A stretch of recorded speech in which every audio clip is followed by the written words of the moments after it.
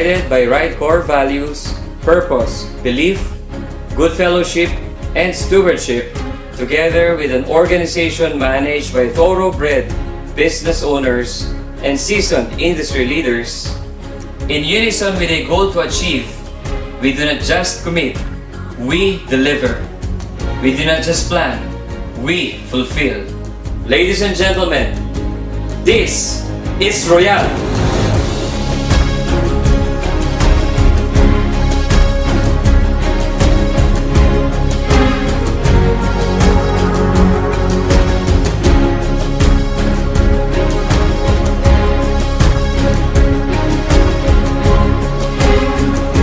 Malaki po na itulong ng pagbubukas dito ng Royalistas International General Trading. Dito po kasi napapatunayan natin na yung ating negosyo ay pang-international na, hindi lang sa Pilipino, kundi sa lahat na po na ibang lahi.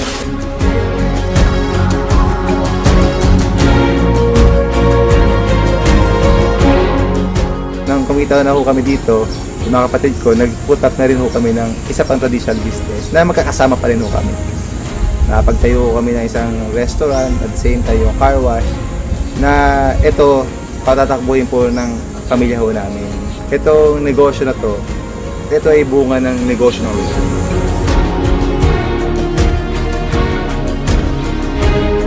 Yung mga kapatid ko na hindi talaga hilig sa negosyo, naturuan ko na rin magnegosyo, gumaganda-ganda na rin yung buhay. Parang naaambunan sila kung ano yung biyaya na nakuha ko sa Royal.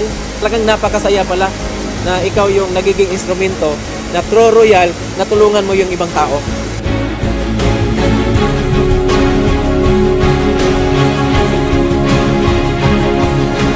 Ibang klase yung vision nung may-ari. Ibang klase yung mancom ng Royal.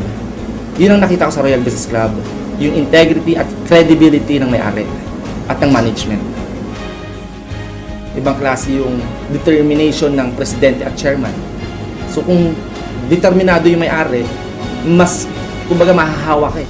This kind of opportunity, especially with the management team that we have, with the heart of the chairman that he has, and the intelligence of our president and the COO, and the ability of our leaders, I am very sure that Royal yung solusyon sa mga pangarap.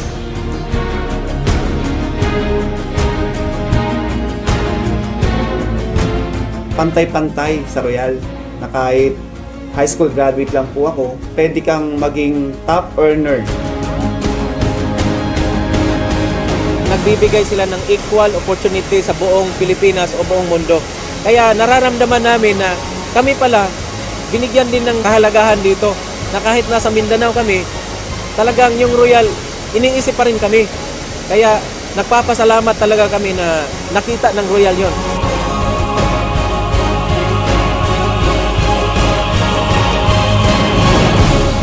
Since the inception of Royal, our intention is to lead and set the trend. We do not just follow. Royal's integrity, honesty, and good values are seen in the things that we have accomplished.